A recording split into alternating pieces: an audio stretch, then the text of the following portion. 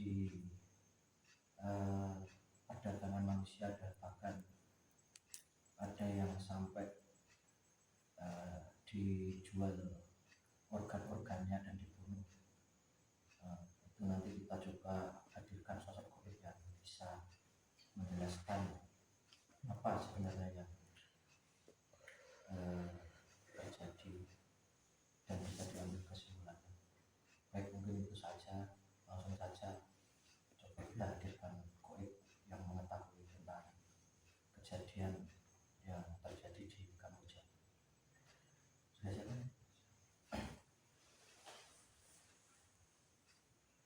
Bismillah.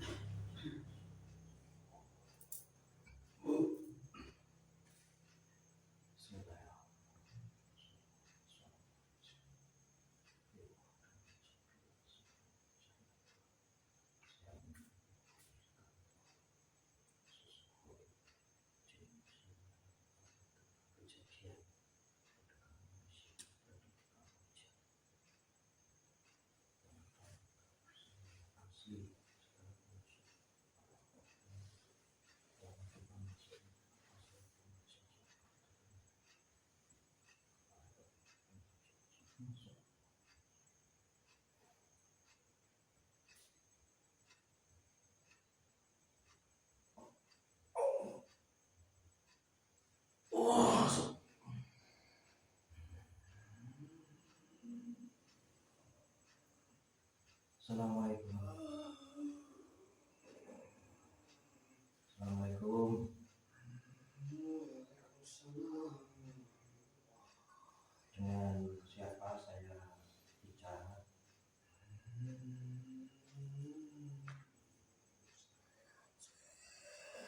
Jin. Dari mana, Mbak?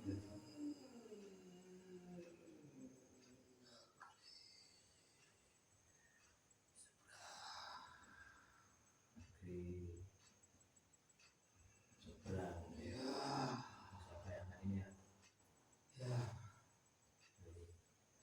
Mohon maaf, Mbak, untuk mereka sekalian saya coba.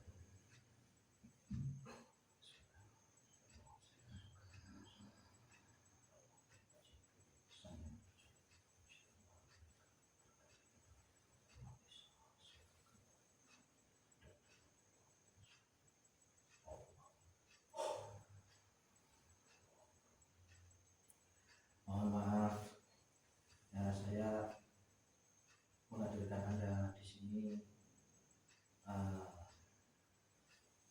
Mungkin sudah tahu ya.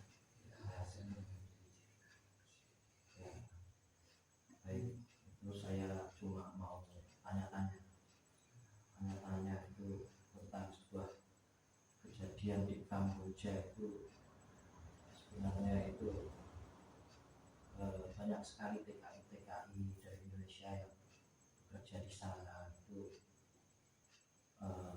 tergiur dengan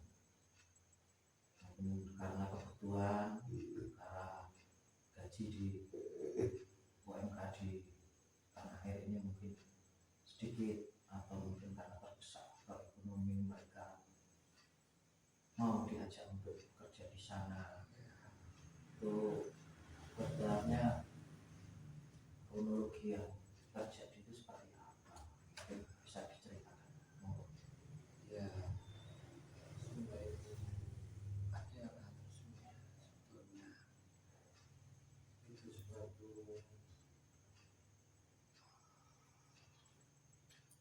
perkumpulan atau banyak orang yang terlibat di situ, dari orang-orang yang berpengaruh atau orang biasa juga ada, yang semuanya terlibat lah, semuanya dari yang ada di sini Indonesia ada, yang di sana juga ada, saling bekerja sama. Jadi untuk rekrutan sebuah tenaga kerja itu memang ada dari pihak Indonesia sini sama negara sana Kamboja itu memang sudah ada suatu kerjasama ya. Iya, itu di luar pemerintahan.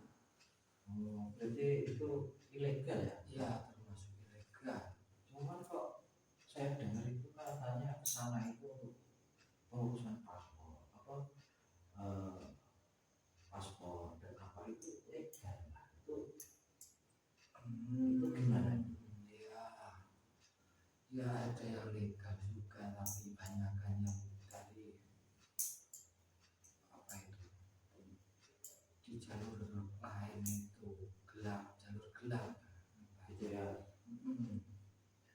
Seperti Nah itu kan dari janji awal yang dijanjikan itu kerja di sana itu dijanjikan kerjaan yang gajinya gede, terus fasilitas dan apapun itu terjamin. Tapi dalam kenyataan berita yang viral-viral kemarin itu banyak sekali tenaga kerja itu yang bahkan sampai meninggal, dan ada desas-desus yang diambil organnya. Itu sebenarnya itu dibalik itu ada apa itu?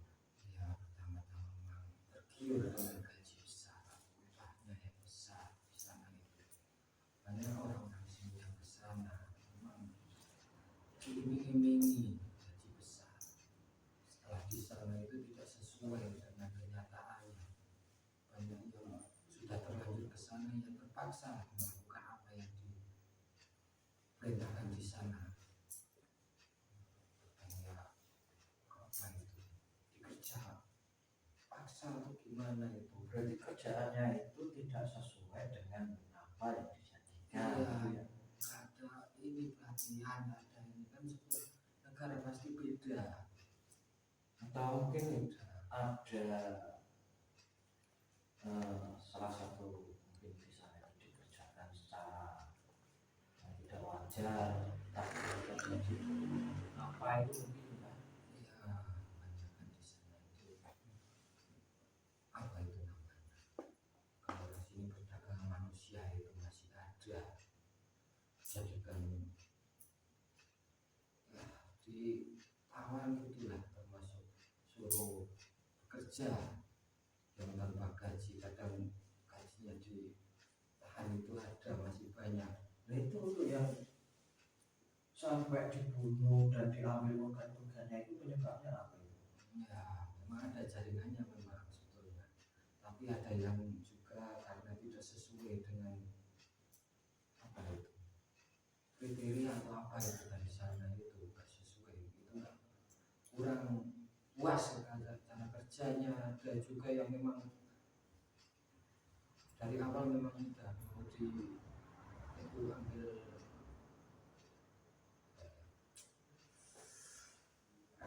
organ tubuhnya, memang dijual belikan di sana dari sisi gelap memang ada. Selain diperdagangkan, mungkin di sana itu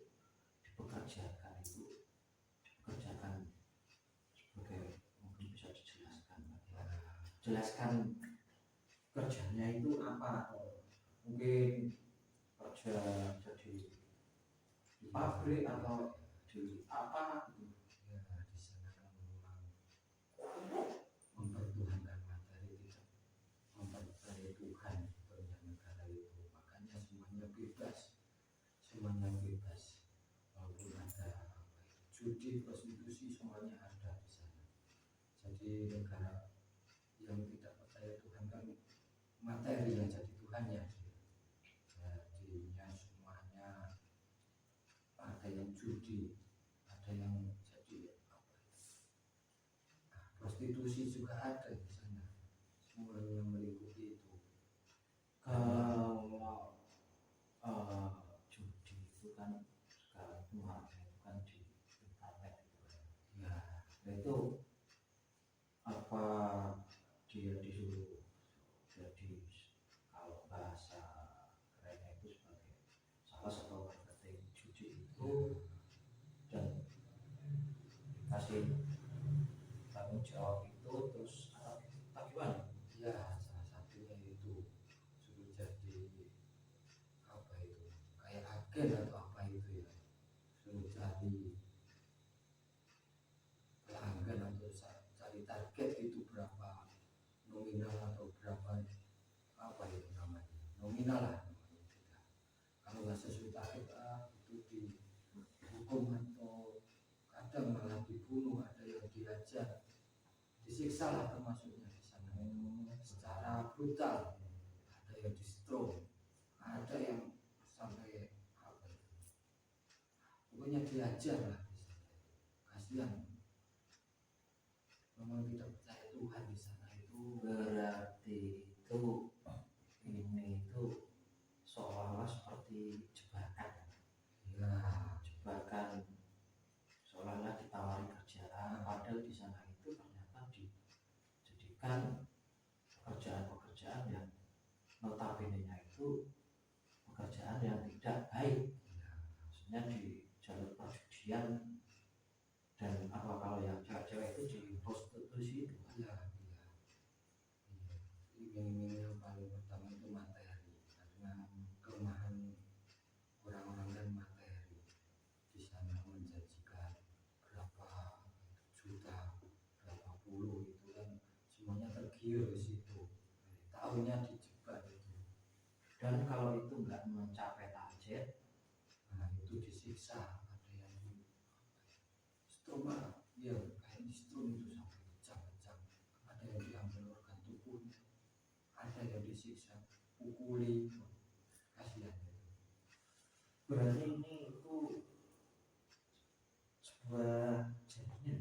Iya, ya, banyak yang terlibat di situ. Nah, yang Orang berpengaruh.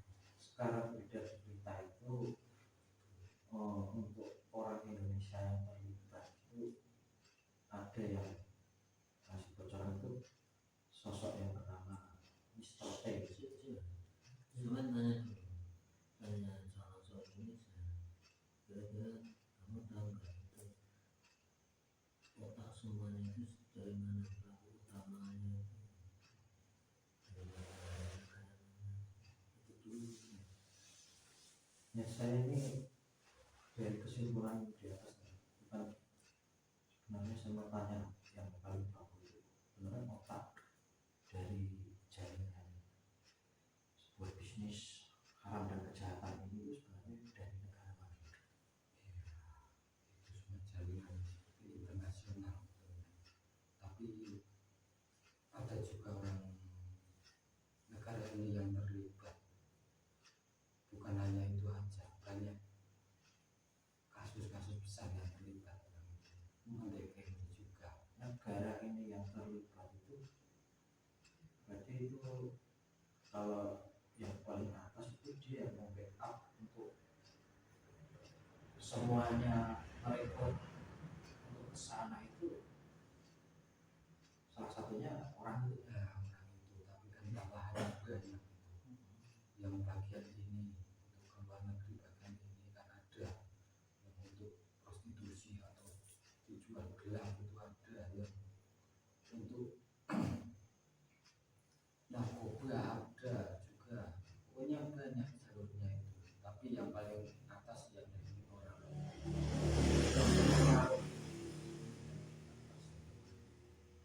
Itu apa ada hubungannya kalau maraknya judi online di Indonesia itu salah satunya ya ya. mereka juga orang Iya, itu. karena orang berpengaruh dan berduit, karena semuanya duit materi, jadinya kalah walaupun mau diadili kan belum tersentuh karena dia punya pengaruh dan punya duit. Nah itu dengar-dengar sih apakah sosok dari orang tersebut itu yang viral di media itu apakah yang mempunyai sebut saja Mister T itu di Indonesia itu Saya tidak berani. kalau nggak berani Itu di belakang orang-orang petinggi-petinggi di jaringan itu, balik itu semua siapa? Paling kuat siapa? tapi itu kalau dibalik orang itu kalau petinggi-petinggi itu yang membackingi yang paling kuat itu siapa? Itu dari sana, golongan kiri, sebetulnya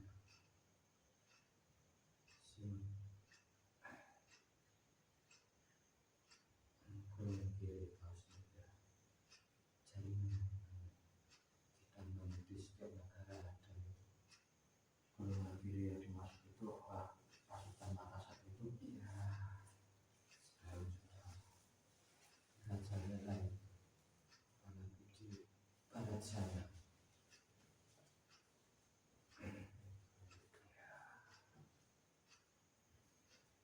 ya mungkin itu aja yang saya mau tanyakan.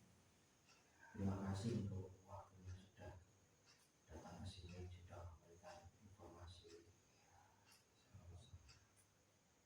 Baik mau mau keluar sendiri atau saya bantu keluar. Keluarkan sampai sama yang sudah ditarik. Assalamualaikum.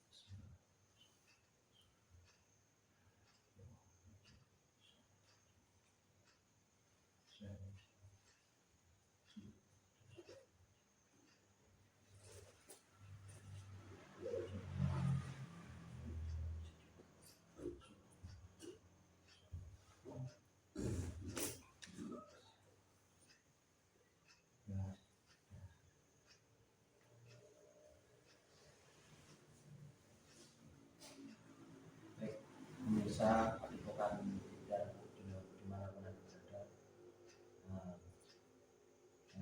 bisa kita ambil kesimpulan tadi dari tanya jawab tentang COVID yang bisa ditanya tentang Kamboja. Ternyata seperti itu. Di balik ini ada sebuah jaringan yang memang untuk menjebak para tenaga kerja yang sangat membutuhkan, dan di sana itu dijebak dan dijadikan para pekerja di dalam bisnis haram, dan jika tidak mencapai sesuai target, dari kesimpulan tadi bisa diambil itu bisa mereka banyak tenaga ada yang dibunuh dan diambil organ-organnya. Ya, mungkin kesimpulannya seperti itu. Dan di balik itu, ini adalah salah satu kesimpulannya tadi, bahwa jaringan ini adalah salah satu jebakan dari fitnah-fitnah akhir zaman, termasuk jebakan-jebakan dari pasukan mata satu. Di marilah kita sama-sama, ini buat sebagai pelajaran buat kita semua. Memang kita sudah berada di fase akhir zaman. Marilah banyak-banyak kita untuk mendekatkan diri kepada Allah Subhanahu wa Ta'ala, bertobat, mohon ampun. Dan kalau kita itu hidup, ya sewajarnya saja, jangan tergiur dengan sesuatu yang terlalu muluk-muluk, karena memang huru hara dan fitnah itu di akhir zaman itu sangatlah mengerikan. Jadi kalau bukan Allah yang menolong, kita mendekatkan diri siapa lagi? Mungkin dari pelajaran itu bisa kita ambil hikmah. Semoga bisa mendekatkan kita lebih kepada Sang Pencipta. Baik, mungkin